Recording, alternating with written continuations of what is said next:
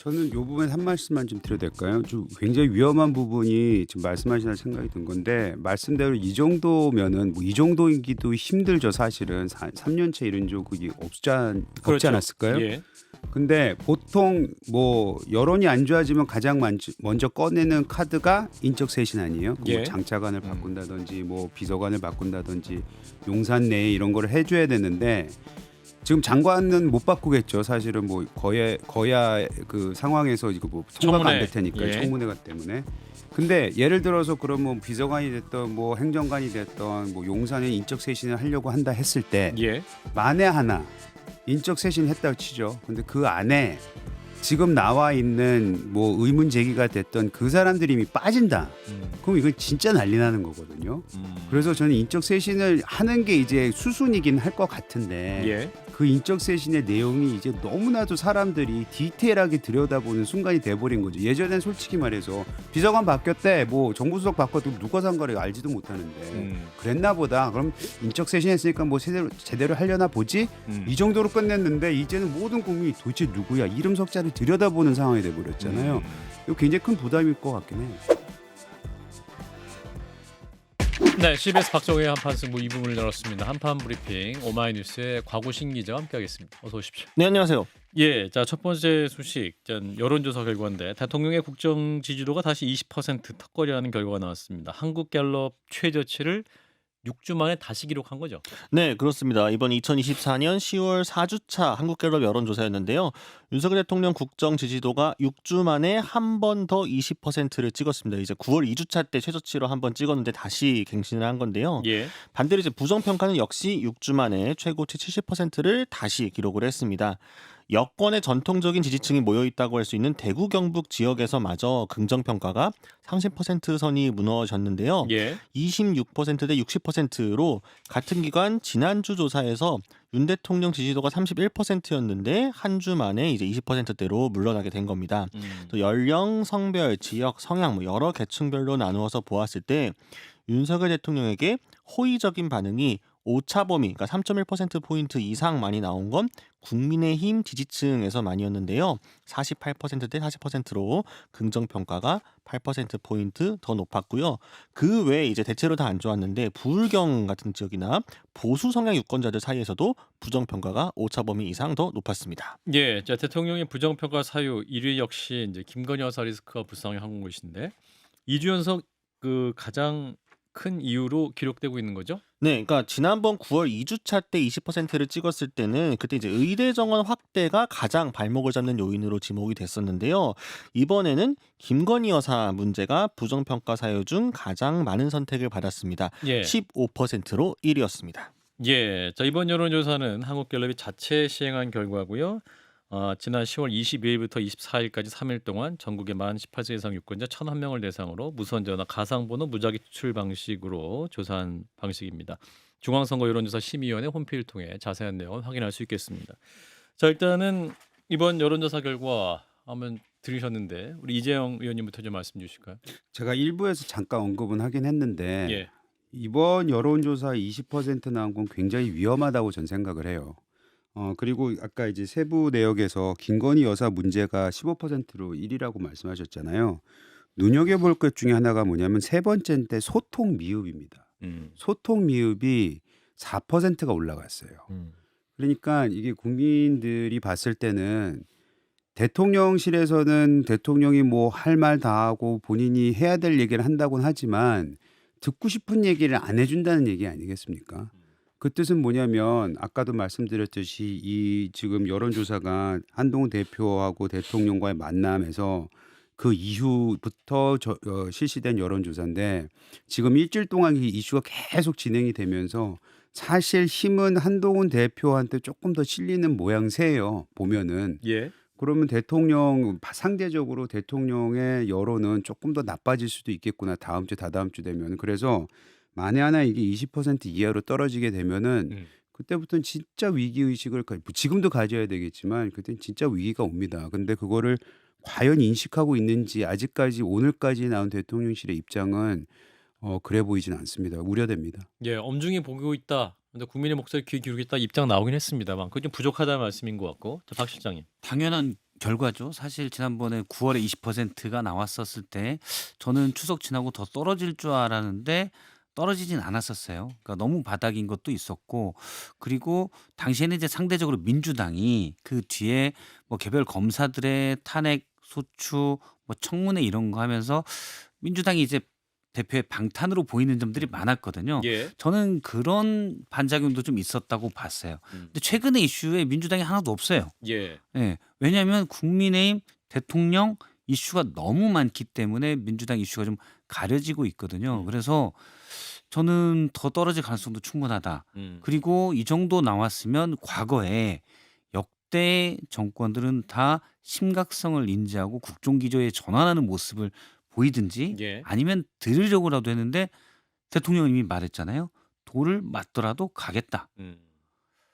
참 어떻게 보면 이해할 수 없는 말인데 예. 그래서 아무래도 더 떨어질 것 같습니다. 예. 그러니까 저는 이런 지금 최근에 여권 내부 대통령과 당대표의 갈등 이런 문제들이 더 큰 게 더 중요한 문제들이 당장 정치적인 문제로 가려지고 있다는 거. 좀 전혀 풀리지 않는 의료에 대한 문제. 그다음에 많은 사람들이 위태롭게 보고 있는 한반도의 안보 문제, 평화 문제 이런 부분들이 가려지고 있어요. 사실은 지금 정부에서 이런 거 신경 써도 못 풀어갈 문제들인데 대통령이 지금 여사 문제 가지고 지금 몇 달을 계속 신경 쓰고 있어서 그런 것도 안타깝습니다. 예, 사실은 이렇게 이제 지지율이 너무 하향 국면을 가게 되면 뭐 대통령실의 어떠한 주요 수석 이상의 관계자라든지 어떤 장관급이라든지 어떤 인적 쇄신을 통해서 뭔가 새로운 국면을 만들었었던 것 같은데 그런 움직임이 전혀 없는 상태인데. 앞서도 잠깐 얘기 나왔었지만 이런 상황에서 대통령실 행정관들이 무슨 성명서를 준비한다는 얘기를 하고 그들이 억울하냐 마냐를 떠나서 우리나라 최고의 기관이라는 대통령실에 근무하는 대통령을 보필하는 사람들이잖아요. 그렇죠. 근데 대통령 지지율이 20% 최하예요. 임기 반도 안 지났는데. 그런데 자기들 억울하다고 성명서 낸다. 이 결과에 같이 책임을 느껴야 되는 분들이거든요. 전 정말 안 맞다 이렇게 생각을 합니다. 저는 이 부분에 한 말씀만 좀 드려도 될까요? 좀 굉장히 위험한 부분이 지금 말씀하시는 생각이 든 건데 말씀대로 이 정도면은 뭐 이 정도이기도 힘들죠 사실은 3년째 이런 적이 없지 그렇죠. 않았을까요? 예. 근데 보통 뭐 여론이 안 좋아지면 가장 먼저 꺼내는 카드가 인적 쇄신 아니에요? 뭐 예. 장차관을 바꾼다든지 뭐 비서관을 바꾼다든지 용산 내에 이런 거를 해줘야 되는데 지금 장관은 못 바꾸겠죠. 사실은 뭐 거야 그 상황에서 이거 뭐 통과가 안 될 테니까 예. 청문회가 때문에. 근데 예를 들어서 그러면 비서관이 됐던 뭐 행정관이 됐던 뭐 용산에 인적 쇄신을 하려고 한다 했을 때 예. 만에 하나 인적 쇄신을 했다고 치죠. 근데 그 안에 지금 나와 있는 뭐 의문 제기가 됐던 그 사람들이 이미 빠진다. 그럼 이건 진짜 난리 나는 거거든요. 그래서 저는 인적 쇄신을 하는 게 이제 수순이긴 할 것 같은데 예. 그 인적 쇄신의 내용이 이제 너무나도 사람들이 디테일하게 들여다보는 순간이 돼버린 거죠. 예전엔 솔직히 말해서 비서관 바뀌었대, 뭐 정부수석 바뀌었대, 누가 산 거를 알지도 못하는데 그랬나 보다. 그럼 인적 쇄신했으니까 뭐 제대로 하려나 보지. 이 정도로 끝냈는데 이제는 모든 국민이 도대체 누구야 이름 석자를 들여다보는 상황이 돼버렸잖아요. 이거 굉장히 큰 부담일 것 같긴 해요. 예. 자, 우리 곽우신 기자, 네. 상 반장님. 지금 현장 기자들은 이 상황 어떻게 보겠습니다. 어떤 얘기가 나오나요? 사실 이제 10%대 들어가느냐 마냐가 가장 다들 관심인 것 같고 예. 이거에 대해서 이제 기자들마다 좀 예측이 엇갈리는 상황인데요. 예. 이제 제가 좀 봤던 거는 이번에 이제 20%가 간신히 지킨 거가 사실 좀 약간 예상 외였다라는 사람들도 있었거든요. 이번 주에 워낙 악재가 많았기 때문에 20%대가 무너지지 않을까라는 게 있었는데 근데 이제 오늘 제가 뭐 장성철 소장이나 다른 평론가분들 전화를 드려보니까 이거 한동훈 대표 덕분이다. 10%대로 무너질 수도 있었는데 아하. 한동훈 대표가 특별감찰관 문제를 들고 나왔기 때문에 20%를 간신히 지킨 거다. 왜냐하면 지표가 이제 국민의힘 지지율이 지난주보다 조금 올랐습니다. 그래서 30%로 민주당과 동률이 나왔고 아하. 보수층에서의 이 격차가 조금 줄어들고 이런 것들이 결국에는 한동훈 대표가 앞으로 특별감찰관 문제를 돌파해 나가느냐, 김건희 여사 리스크 관리를 하냐 못하느냐에 이 정권의 앞으로의 향배도 좀 좌우된 거 아니냐. 그래서 오늘 한동훈 대표 대구 발언도 상당히 강하게 나온 게 아닌가 이렇게 추측들 하고 있습니다. 아, 그렇군요. 자, 그래서 이제 오늘 국회 법사위를 가보면 국정감사 현장에도 김건희 여사 얘기가 또 올라왔어요. 이제 애초에 김건희 여사 출석도 요구했었습니다만 출석을 이제 안 했고 야당이 또 아주 강하게 나섰더군요. 네, 야당들 발언도 굉장히 셌는데요. 일단 예. 장경태 의원 같은 경우에는 이 강혜경 씨가 지난 5월에 4천여 개 녹취 파일을 제출했는데 검사도 없는 이 창원지검 수사과에 배당했다가 올해 9월에야 형사사부에 재배당이 됐다. 예. 이거 봐주기 수사한 것이다. 이렇게 의혹을 제기했고요. 예. 서영교 의원도 명태균 씨 말에 의하면 3억 6천만 원치 여론조사값 대신에 김영선을 공천했으니 이 김영선 전 의원의 월급의 반을 받았다는 것 아니냐라면서 김건희 여사 하나를 가리고 숨기려고 아주 난리가 났다라고 꼬집었고요. 반면에 국민의힘은 이재명 대표 관련 여러 사법 리스크 의혹들을 집중적으로 제기를 하면서 맞불을 놓는 모양새였습니다. 예. 자, 이런 가운데 명태균 씨가 오늘 또 경향신문과의 인터뷰를 한 것이 또 공개가 됐습니다. 여기에는 보면 자신이 김영선 전 의원의 지난 4월 총선 공천을 독촉하자 김건희 여사에게 전화가 왔었다라는 얘기인데 어떤 내용입니까? 네, 경향신문 기자 만나서 한 얘기였는데요. 김영선 전 의원 총선 공천 관련해서 텔레그램 말고도 전화도 했느냐라고 질문을 받았습니다. 그러자 내가 보냈는데 여사가 전화가 왔겠느냐 안 왔겠느냐 이제 이렇게 반문을 했습니다. 예. 근데 이 텔레그램 메시지 이걸로 하는 건 한계가 있지 않느냐. 그러니까 전화가 왔겠지라고 이야기를 했습니다. 예. 그러면서 이 메시지를 주고받은 시점은 2월 중순 정도라고 이야기를 했는데요. 예. 또 집권 여당의 공천이 공정하고 형평성이 있어야 되는 거 아니냐. 그러니까 내가 이 정도 얘기도 못하냐라고 이야기를 했습니다. 예. 다만 김건희 여사는 자기가 할 수 없다고 했고요. 또 본인은 한동훈 대표와 그런 게 안에서 어떤지 몰랐다. 그러니까 김건희 여사와 한동훈 대표 그새 이제 텔레그램 등으로 갈등하는 거를 몰랐다라는 취지였고요. 예. 본인은 서울로 올라가지 않았다. 만약 그런 관계인 걸 알았다면 내가 말도 안 했을 것이다. 이렇게 이야기를 했습니다. 예.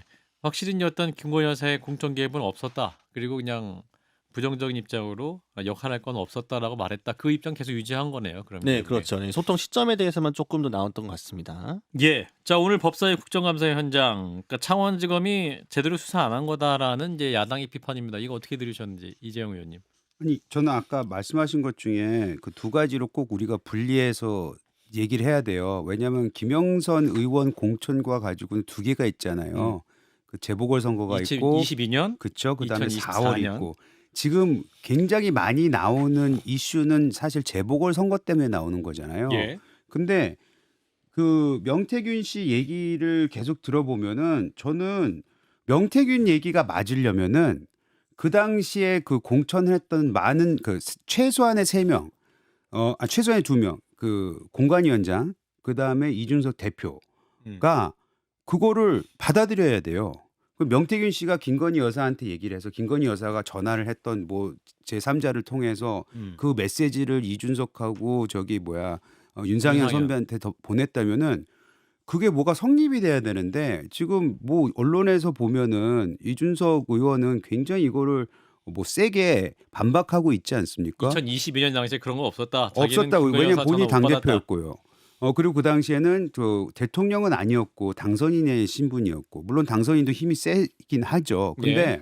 그 부분에 있어서 얘기가 다 틀린 거예요. 그러니까 이게 뭔가 명확하게 나온 게 없는 상황에서 무조건 김건희 여사가 줬다라고 몰고 가는 건 아직 시기상조다라고 생각하기 때문에 저는 그 강혜경 씨의 말에 대해서 이분이 틀렸다 맞았다는 얘기는 하기 쉽지가 않습니다. 왜냐하면 이분은 보면은 맞는 얘기를 하는 것 같아요. 근데 그분이 하는 얘기는 명태균 씨가 자기한테 한 말이 무엇인지는 정확하게 얘기해 주는 것 같잖아요. 그러면 예. 너무나도 당연하게 그냥 명태균 씨 수사하면 되는 거 아닙니까? 명태균 씨 수사해서 뭐 핸드폰을 까던 그분이 가지고 있던 뭐 명단을 보던 뭘 보던 간에 그분 수사를 제대로 하면 지금 그 공천과 관련해서 영향력을 행사할 수밖에 없었던 사람들의 행태가 나올 거라고요. 그것이 저는 반드시 이루어지면 이 모든 것이 어쩌면 굉장히 자연스럽게 생각보다 쉽게 풀릴 수 있을 거라고 생각합니다. 저는 22년 6월 재보궐에 뜬금없이 김영선 전 의원이 공천을 받게 되는 과정에는 명태균 씨가 친분이 있던 이준석 대표한테 했던 녹취가 나왔잖아요. 전략공천 지역으로 이준석 대표가 해주기로 했어. 여론조사 앞서는 거 좀 가지고 와봐. 강혜경 씨한테 그렇게 얘기합니다. 예. 이준석 대표는 여기에 대해서 해명한 게 당시에 제주 빼고는 다 시간이 없어서 전략공천을 했다. 그리고 많은 사람들이 전략공천을 요구하는데 이기는 여론조사 가지고 와봐. 이건 그냥 상투적으로 하는 말이다. 이렇게 얘기를 했어요. 그리고 그다음에 5월 9일 녹취엔 뭐가 있냐면 초반에 나온 녹취입니다. 명태균 씨가 강혜경 씨에게 고생해서 됐어. 5월 10일 날 공천이 발표가 됐는데 전날 내가 대통령님하고 사모님하고 막 해서 연락해서 그 전에 막 엄청나게 고생했다는 표현이 나오죠. 그래서 공천이 됐어라고 공천 발표 전날 얘기를 해요. 2022년. 그렇죠. 예. 22년에. 그러면 제가 보는 그림은 이준석 대표도 명태균 씨를 알고 있었고 예. 윤상현 공관위원장 관련 녹취도 있죠. 명태균 씨가 한 얘기. 윤상현이가 그러대 뭐 그 김영선 전 의원 뭐 주디 어쩌고 저쩌고 하면서 김영선 전 의원이 그러니까 윤상현 공관위원장한테 좀 나쁜 이미지가 있었다. 이런 취지로 좀 얘기를 하죠. 예. 하지만 뒤에 5일 후에는 윤상현도 끝났어. 그러니까 설득이 됐어라는 예. 쪽으로 얘기해요. 그러면 두 사람이 저는 이준석, 윤상현이 반대하지 않는 포지션을 만들어 놓고 예. 최종 도장을 김건희 여사의 음. 컨펌하에 이루어진 게 아닌가라는 생각을 하고 있어요. 예. 그게 이제 22년 6월이고 많은 분들이 이제 24년 이제 국민의힘 쪽에서는 24년 이번 총선 공천에 관해서는 공천을 안 줬기 때문에 개입이 없었다는 방증이다라고 예. 얘기했는데 명태균 씨가 공개한 JTBC에 나온 카톡 캡처를 보면 텔레 캡처를 보면 명태균 씨가 계속 욕을 하죠. 거기서 딱 얘기합니다. 단수 주면 저도 좋죠. 하지만 경선이 기본 전략입니다. 제가 처음부터 했지만 이건 교통 정리하는 관리자의 입장이지 예. 아예 거기서 손을 떼서 그냥 원론적인 얘기를 하는 입장이 아니에요. 이런 얘기는 나에게 부적절한 부탁입니다. 예. 딱 끊는 게 아니라 차라리 단수면 저는 그럴 힘이 좋지. 없어요라고 얘기하면 이해가 되죠. 없다고 했잖아요. 근데 그런 말도 들어가는데 자 어떤 말이 들어가고 어떤 말이 들어갔을 때 문제가 되는 말이 들어가냐 안 들어가냐가 중요한 거잖아요. 문제가 없는 말 쪽만 보려고 그러는 거 아니에요? 난 힘이 없다고 얘기는 했는데 나 김건희 여사에 대해서 뭐 그러니까 힘이 실드 칠 생각 없어. 예, 알죠. 응, 근데 아니, 알아. 죄송합니다. 전 잘 몰라요. 아니, 죄송합니다. 전 잘 몰라요. 아는 척할 뻔했네. 몰라요. 죄송합니다. 예. 자, 여기서 중재를 그리면 우리 곽우신 기자가 해줬어요. 그럼 이 상황에서 중요하게 짚어야 될 핵심 포인트는 뭐예요? 지금 우리가 여기서 놓치지 말아야 될 것들. 아니 그러니까 사실은 2022년 그 당시 재보궐선거 당시에 예. 명태균 씨가 이준석 대표나 아. 윤상현 공관위원장과 뭔가 접촉을 했다면 혹은 김건희 여사를 통해 접촉을 했다고 한다면 그 예. 접촉에 관한 정황들이 나와야 되는 거잖아요. 그렇죠. 그게 이제 먹혔든 안 먹혔든지 간에. 그렇죠. 근데 그러면은 만약에 뭐 윤상현 공관위원장 어쨌든 지금 의원이고 하니까 잘 모르겠습니다. 국민의 소속이니까. 네. 이준석 의원이 김건희 여사와 사이가 좋지 않다. 서로 이 윤석열 대통령이 잘 안 되길 바라는 대표적인 사람이 이준석 의원이잖아요. 그렇죠. 그 관계가 조금이라도 있었다면은 굳이 그거를 가지고 있었을까? 그리고 갖고 있다가 개혁신당으로 나와가지고 어떻게 보면 본인이 명운이 걸려 있는 선거가 이제 뭐 본인이 직접 참전하지 않든 하든 예. 그 선거를 앞두고 본인이 그런 당시 정황을 기억하고 있었다면은 썼을 본인이 것이다. 먼저 김건희 여사가 나 당대표 때 어떤 압박했다. 식으로 압력을 행사하려고 했었는데 이거를 까가지고 뭔가 우리가 좀 선명한 개혁 보수를 내세워야겠다 이런 전략을 당연히 세우지 않았을까? 이게 제 생각에는. 예, 그래서 예. 이 부분이 조금 더 드러나지 않으면 뭔가 그림이 잘 안 그려지는 부분들이 그러니까 있다. 그거 뭐 거기 없었다면 최소한 윤상현 위원장과 김건희 여사 간에 어떠한 그렇죠. 주고받은 내용이랄까. 윤상현 당시 위원장 입장도 굉장히 중요하겠네요. 그렇죠. 근데 또 윤상현 위원장도 그런 게 이제 없다고 하는 없다고. 상황이기 때문에 아하. 그러니까 그렇다면 이 사람들이 거짓말을 하고 있다면 예. 이 사람들 거짓말하는 거야. 그때 누가 어떻게 해가지고 접촉을 시도했어. 이 부분이 사실은 파져야 되는 거죠. 자, 이런 가운데 이제 이준석 개혁신당 의원을 향한 보도도 계속 나오고 있습니다. 뉴스토마토가 그 매체인데 추가 보도한 내용이 뭐였습니까? 오늘도 나왔죠? 네, 그러니까 이것도 같은 소스입니다. 지난 3일에 이제 이준석 의원 만나고 나는 대화 내용 일부가 예. 보도가 된 건데요. 2022년 7월 이준석 의원이 국민의힘 당대표였던 시절 김건희 여사 측에서 찾아와서 그때 윤핵관 중 한 명이었던 권성동 의원의 제거를 제안했다라는 겁니다. 하지만 이제 이준석 의원은 그나마 이제 윤핵관 중 가장 소통이 잘 되는 게 권성동 의원이었기 때문에 거절했다라는 건데요. 지방선거 공천 때 김건희 여사 개입한 건 맞다. 근데 공천 관련해서 나랑 한 대화들이 김건희 여사가 꽤 있다 이런 색에도 말을 했다라는 겁니다. 예. 자, 이 부분인데 이번 보도에서 이준석 의원은 이제 인터뷰랑 SNS를 통해서 또 상세하게 반박을 하고 있죠. 뭐라고 반박했습니까? 네, 그러니까 일단 파벌 간 갈등 이상의 큰 의미가 없다라고 했습니다. 일단 이 권성동 의원에 관련된 이야기는 본인이 이미 2023년 4월 21일 MBC 라디오에서 한번 이야기를 했던 내용이다라고 했고요. 예. 또 큰 틀에서 집권 이후 친윤 세력이 분화돼 두 패로 갈라져 있었고 그 과정에서 공천에서도 미묘한 갈등이 있었다라는 겁니다. 그래서 양 친윤계 중에서 김건희 여사와 가까운 쪽에 있던 쪽이 이 권성동 의원의 축출을 제안했었다라는 주장이고요. 그리고 이준석이 공천 개입의 주범이고 몸통이라는 게 상식적으로 증명 가능한 면제인지가 궁금하다라며 이번 보도에 또 의문을 품었습니다. 예. 자, 또 뉴스토마토가 연일 보도를 내놓고 있고 이준석 의원은 또 바로 어떠한 반박을 하는 그런 입장입니다. 이재용 의원님은 관련 보도 내용을 좀 팔로우업 하시니까 뭐가 문제인지 파악하시겠어요? 제가 요즘에 이준석 의원의 페북을 왜 이렇게 많이 봐야 되는지 이해가 안 가는데 예. 어찌됐든 간에 아까도 말씀드렸지만 그 22년도 얘기로 다시 돌아가서요. 이준석 대표가 예.